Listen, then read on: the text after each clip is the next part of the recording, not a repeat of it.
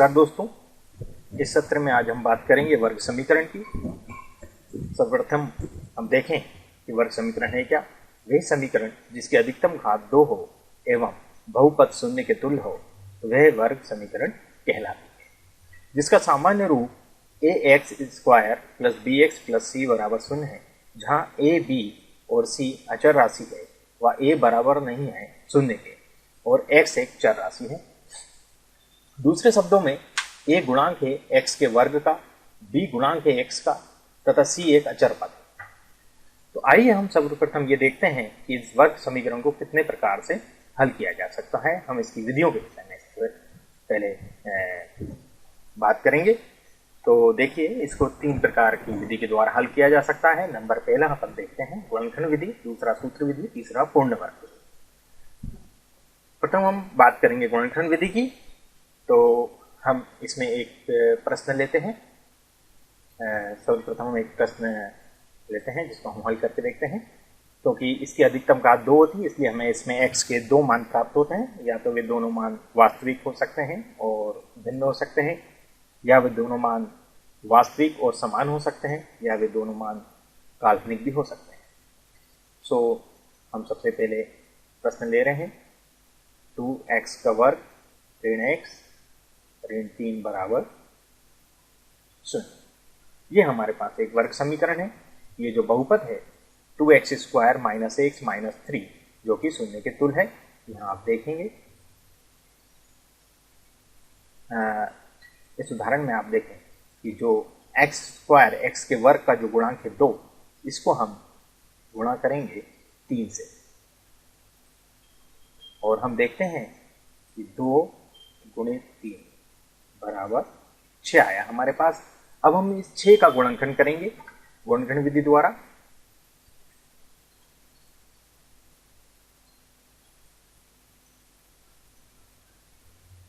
दो 3 6,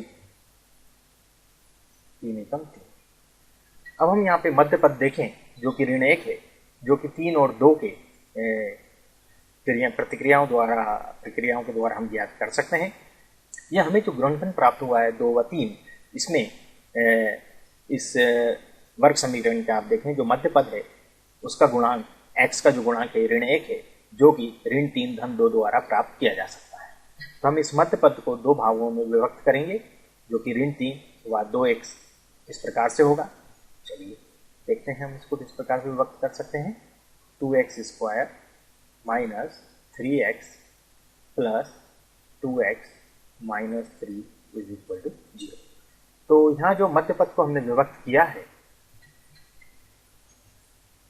ऋण 3x धन 2x जो कि ऋण x के तुल्य हो रहा है, ये हमें इस गुणनखंड के द्वारा पता चलता है कि हमें किस प्रकार से इसको विभक्त करना है। अब हम बात करते हैं कि ये जो प्रथम 2 पद हैं 2x स्क्वायर ऋण 3x, इसमें से हम x को उभयनिष्ठ बाहर निकाल सकते हैं। हमारे पास बचता है अंदर 2x ऋण 3। अब इन 2 पदों में से भी हम बाकी के 2 जो पद हैं 2x ऋण 3, इसमें से हम एक को उभयनिष्ठ के रूप में बाहर ले सकते हैं। तो हमारे पास यहाँ भी 2x ऋण 3 बचता है। अब आप देखें कि इन दोनों पदों में, ये प्रथम पद है इसका, ये द्वितीय पद है, इन दोनों में 2x ऋण 3 उभयनिष्ठ के रूप में बाहर लिया जा सकता है। तो शेष हमारे पास बचता है x धन 1 बराबर 0। इस प्रकार से हमने इस बहुपद का गुणनखंड कर लिया। अब हमें इस वर्ग समीकरण के मूल ज्ञात करना है। मूल अर्थात x के मान ज्ञात करना है। यदि हम 2x ऋण 3 0 के तुल्य रखते हैं तो हमें 2x बराबर 3 प्राप्त होता है और इस प्रकार से अंततः x बराबर 3/2 प्राप्त होता है। इसी प्रकार यदि हम x धन 1 बराबर 0 के तुल्य रखते हैं तो x बराबर हमें ऋण 1 प्राप्त होता है। और इस प्रकार से हम देखते हैं कि हमें जो उत्तर प्राप्त होता है वो प्राप्त होता है x बराबर 3/2 और x बराबर ऋण 1। इस प्रकार से हमें दो भिन्न मूल प्राप्त होते हैं इस वर्ग समीकरण के। तो ये जो विधि है गुणनखंड विधि है, इसमें मुख्यतः हम जो भी x के वर्ग, x की अधिकतम घात के जो गुणांक होते हैं उसको हम अचर पद के द्वारा के साथ गुणा करते हैं और फिर उसका गुणनखंड करते हैं। गुणनखंड को हम मध्य पद के आधार पर विभाजित करते हैं, मध्य पद को इस गुणनखंड के आधार पर विभक्त करते हैं 2 भागों में, और इसमें से 2-2 पद को लेकर के जो भी चीज उभयनिष्ठ आ रही होती है उसको बाहर निकालते हैं। बाकी जो भी ब्रैकेट में हमारे पास बैठना चाहिए वह समान होना चाहिए, जिसको कि हम आगे उभयनिष्ठ ले सकें और शेष राशि को भी एक गुणनखंड के रूप में लिख सकें। जो भी हमें गुणनखंड प्राप्त होते हैं उसको हम शून्य के तुल्य मानते हैं और उस मूल के x के मान ज्ञात किए जा सकते हैं। तो इस प्रकार से हम वर्ग समीकरण के मान गुणनखंड विधि द्वारा ज्ञात कर सकते हैं। अब हम बात करते हैं सूत्र विधि की। सूत्र विधि में जो सर्वप्रथम हम देखेंगे सूत्र की उत्पत्ति कैसे होती है। दोस्तों हम बात करते हैं सूत्र विधि की। यहाँ आप देखेंगे इधर कि जो वर्ग समीकरण है ax square plus B X plus C is equal to 0, इसको सूत्र विधि के द्वारा हमें ये सूत्र ज्ञात होता है। तो हम सर्वप्रथम देखना चाहेंगे कि इस सूत्र की उत्पत्ति कैसे हुई। यहाँ सर्वप्रथम मैं ये वर्ग समीकरण लिख रहा हूं।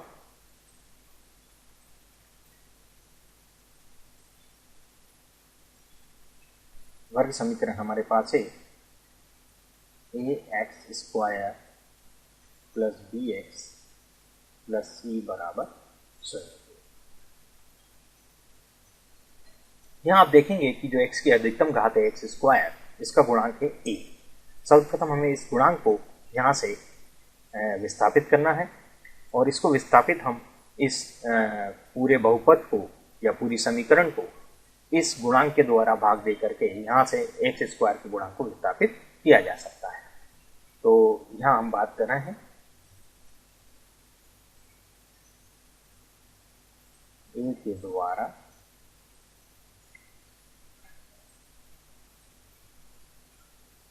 करिए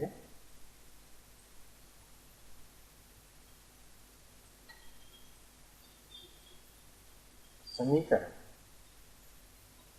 1 में a से भाग देने पर। तो देखिए समीकरण में हम a से कैसे भाग देंगे। समीकरण a हमारे पास है ax square plus B X plus C बराबर 0। इस पूर्ण समीकरण को हम a से भाग देंगे।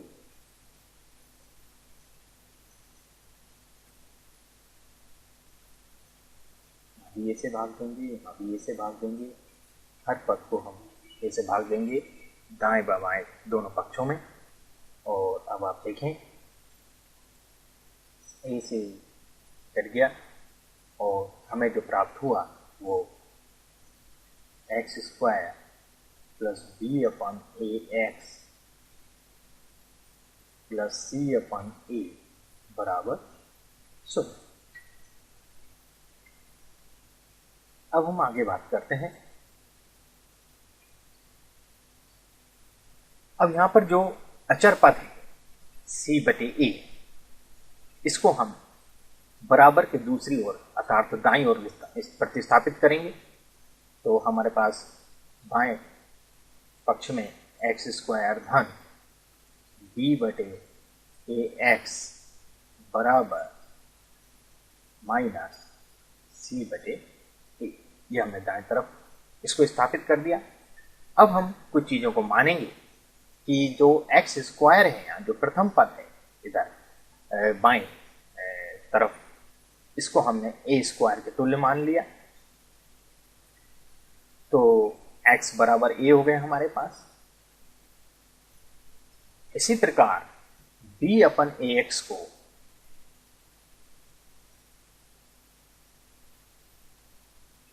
हमने 2ab के तुल्य मान लिया। तो x बराबर a है, यहाँ x के स्थान पर मैं a को प्रतिस्थापित करता हूं। तो b अपन a यहाँ कैपिटल ए आ गया और 2a। तो आप देखेंगे b/a बराबर 2ab बटे 8 और आप पाएंगे ए से कट गया इधर और हमें अब मिलता है b/2a बराबर b। इस 2 का मैंने फिर एक गुणा कर दिया नीचे। इस प्रकार से हमें यह प्राप्त हुआ। एक तो हमें यहाँ पर b प्राप्त हो गया, एक हमें यहाँ पर a प्राप्त हो गया और x² बराबर a² हमारे पास है। अब हम बात करते हैं b² हम ज्ञात करें इसमें। तो यदि हम b² की बात करते हैं तो ये होगा b² ओवर 4a² बराबर b²। अब मैं यहाँ आपको कुछ विशेष चीज़ें बताना चाहूँगा क्योंकि हम सब लोग जानते हैं कि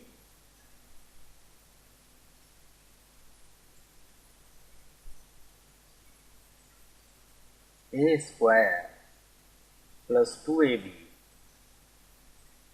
प्लस b² बराबर a plus b whole square होता है। तो यहाँ पर भी ये हमारे पास a² है,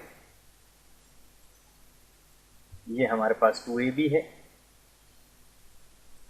और यदि हम यहाँ पर b² जोड़ दें, यदि हम बाएं पक्ष में जोड़ेंगे तो दाएं में भी जोड़ना पड़ेगा b², इधर भी जोड़ना पड़ेगा इसके साथ। तो यदि हम b² यहाँ जोड़ते हैं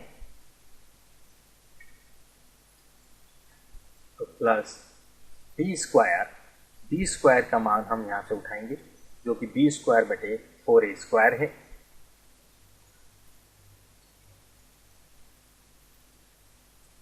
तो यदि हम इसको बाएं पक्ष में जोड़ते हैं तो दाएं में भी जोड़ना पड़ेगा क्योंकि इस समीकरण को हमें बैलेंस रखना है। इसके लिए दोनों तरफ इसको समान चीज़ें जोड़ना पड़ेंगी और इस प्रकार से a² plus 2ab plus b² जो हुआ a प्लस b के होल स्क्वायर के बराबर हुआ। तो हमें जो मिलता है यहाँ पर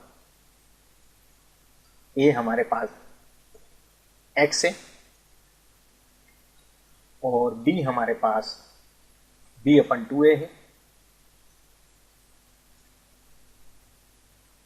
ये जो पूरी चीज हुई ये इसके वर्ग के बराबर हुई और हम बाएं पक्ष में हम देखते हैं कि हमें इसको हल करना है। तो b² बटे 4a² माइनस ये c है। तो यहाँ हमारे पास खाली a है तो हम 4a का गुणा करेंगे। यहाँ जब नीचे करेंगे तो हमें 4a का गुणा ऊपर भी करना पड़ेगा और इस प्रकार से हमें यहाँ जो चीज़ प्राप्त होगी b² माइनस 4ac अपन 4a² क्योंकि दोनों में समान है इसलिए हम इसको वेनिश ले लेंगे। इस प्रकार से हमें x प्लस b/2a का वर्ग बराबर b² माइनस 4ac अपन 4a² यह हमें प्राप्त हुआ। अब हम बात करते हैं दोनों तरफ वर्गमूल लेने पे।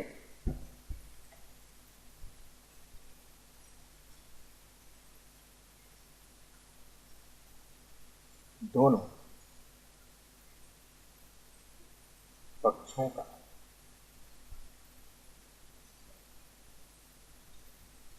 वर्गमूल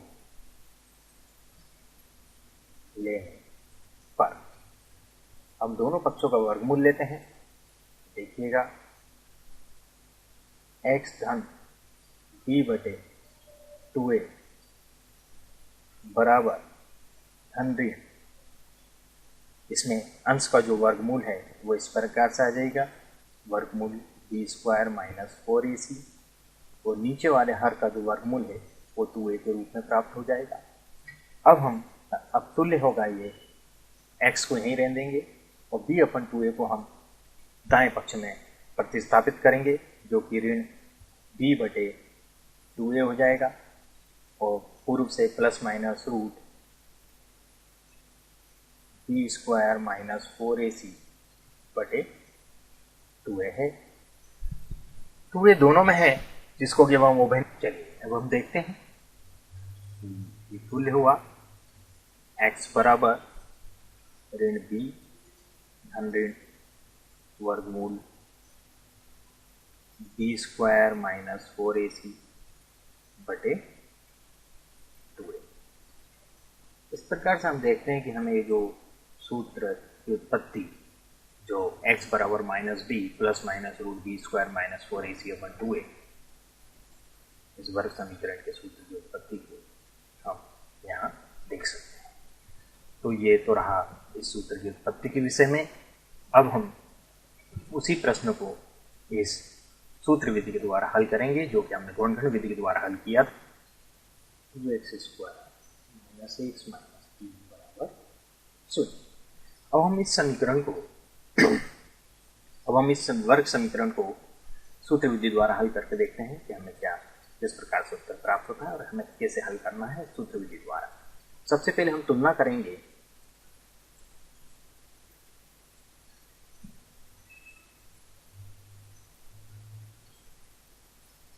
समीकरण एक की ax square plus bx plus c बराबर 0 से तुलना करने पर, यदि हम इसकी तुलना इसके द्वारा करते हैं तो देखिए ये बराबर 2 प्राप्त होता है, क्योंकि x स्क्वायर का गुणांक यहाँ पर ये है और x स्क्वायर का गुणांक 2 है। इसी प्रकार यहाँ x का गुणांक b है और यहाँ पर x का गुणांक ऋण 1 है, b बराबर ऋण 1। और यहाँ देखिए जो अचर पद है वो c है और यहाँ पर अचर पद ऋण 3 है। तो इस प्रकार से हमें ज्ञात हो गए।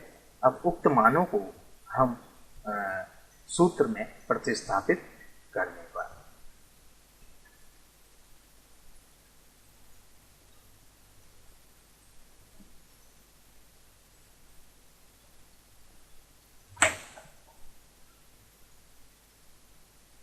सूत्र में प्रतिस्थापित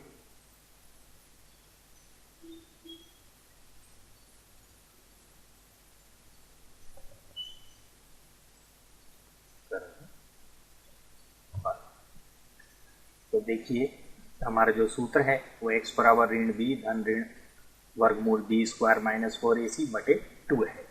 हम इस सूत्र में हम इन मानों को प्रतिस्थापित करें। सो x बराबर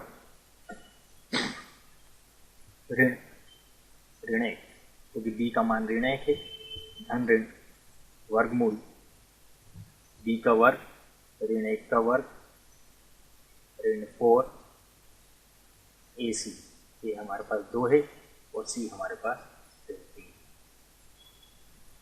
बटे 2 है, ये हमारे पास 2 है। अब हम इसको हल करेंगे।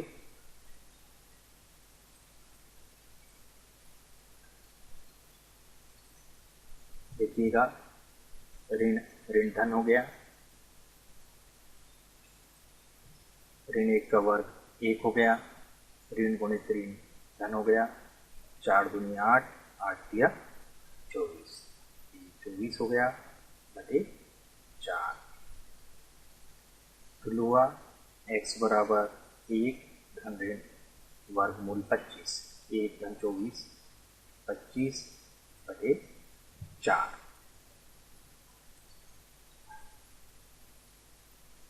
देखिए x बराबर 1 धन ऋण 5, 25 का वर्गमूल 5 बटे 4।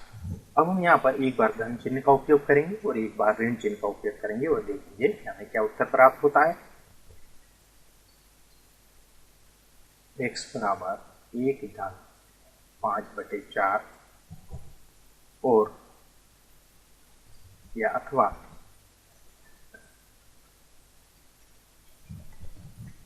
1 ऋण 5 बटे 4।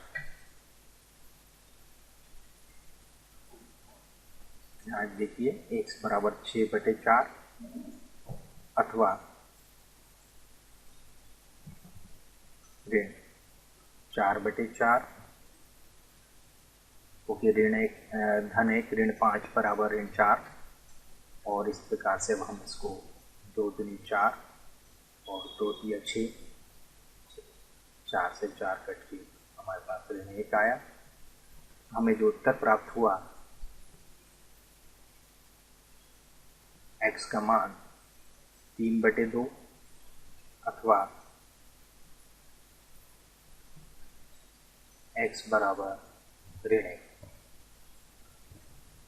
यहाँ आप देखेंगे इस प्रकार से हमें ये x के मान प्राप्त हुए। हमारा जो उत्तर है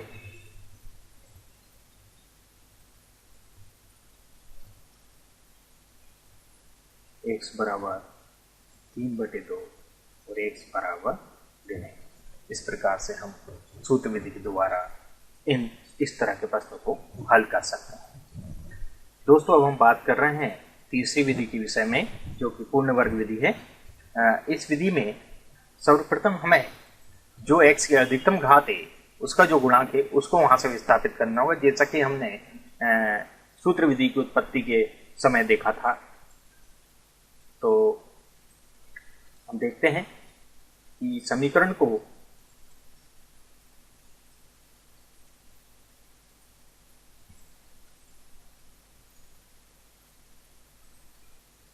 समीकरण को 2 से भाग देने पर, इस समीकरण को हम 2 से भाग देंगे तो देखिए क्या होता है। 2x² 2 ऋण x/2 ऋण 3/2 और 0/2। इस प्रकार से आप देखते हैं 2 और 2 यहाँ हट जाता है और हमारे पास जो प्राप्त होता है वो x² ऋण x/2 ऋण 3/2 बराबर 0 के तुल्य है।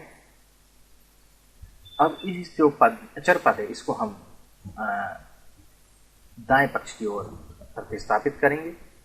तो x² ऋण x/2 बराबर 3/2, ये हमने इसको दाएं पक्ष में प्रतिस्थापित कर दिया। x के गुणांक जो कि ऋण 1/2 है में 2 का भाग दे कर उसका वर्ग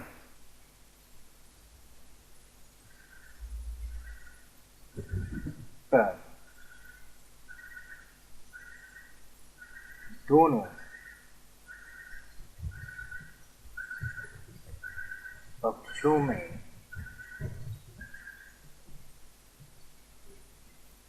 जोड़ने पर, देखिएगा ऋण 1/2 है, इसमें हम 2 का भाग देंगे तो हमें ये प्राप्त होगा ऋण 1/2 में 2 का भाग देने पे हमें प्राप्त हुआ ऋण 1/4, और ऋण 1/4 का यदि हम वर्ग करते हैं ये हो जाएगा 1/16। इस 1/16 को हमें दोनों पक्षों में जोड़ना है। तो देखते हैं, तुल्य है x² ऋण x/2 धन 1/16 बराबर 3/2 धन 1/16। दोनों पक्षों में हमने इसको जोड़ दिया और यहाँ हमें ये जो चीज प्राप्त हो रही है x² ऋण x/2 धन 1/16, तो ये जो है x ऋण 1/4 का पूर्ण वर्ग बन गया। तो इस प्रकार से हमने इसको यहाँ लिख लिया और यहाँ यदि हम इसको हल करते हैं तो 24 धन 1/16 आएगा जो 25/16 होगा। देखिए दोस्तों, x ऋण 1/4 का वर्ग बराबर 25/16। इस प्रकार से हमें जो बायां पक्ष है वो पूर्ण वर्ग के रूप में मिल गया। और अब हम इस दोनों पक्षों का वर्गमूल लेंगे।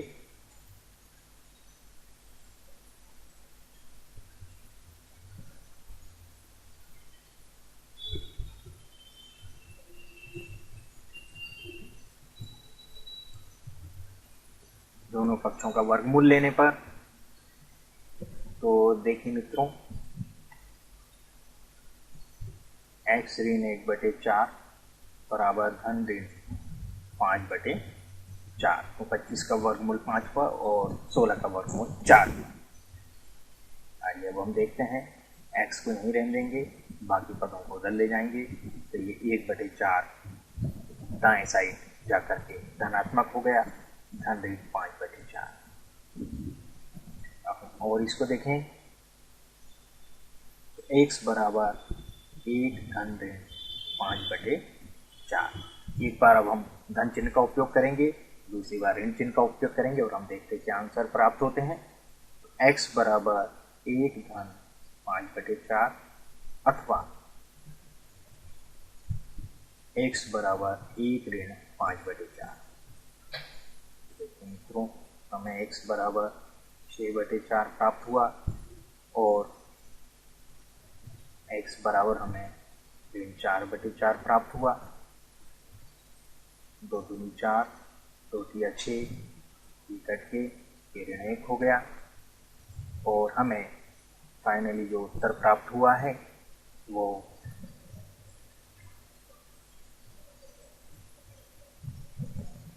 x बराबर 3/2 और x बराबर ऋण 1। इस प्रकार से हम पूर्ण वर्ग विधि द्वारा वर्ग समीकरणों का हल प्राप्त कर सकते हैं।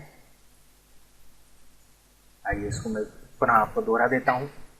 2x² - 6 - 3 बराबर 0 है। इस समीकरण को हम जो x का वर्ग है, x की जो अधिकतम घात है, हम उसके गुणांक से भाग देंगे। इस प्रकार से हमें ये समीकरण प्राप्त होता है। इसमें जो अचर पद है उसको हम दूसरी तरफ बराबर के दूसरी ओर विस्थापित करेंगे।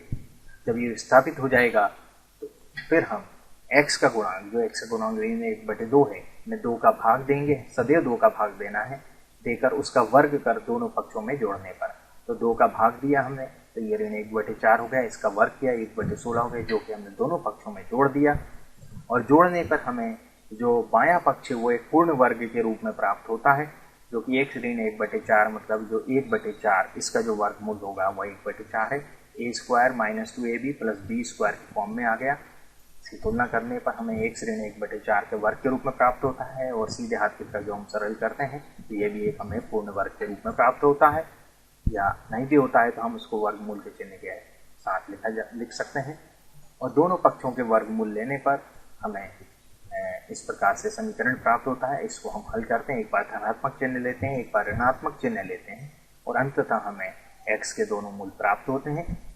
और इस प्रकार से हम इन तीनों विधियों का के द्वारा वर्ग समीकरण को हल कर सकते हैं। अगले सत्र में हम वर्ग समीकरण के विषय में और भी बहुत सी वस्तु हैं, इनका अध्ययन करेंगे। धन्यवाद।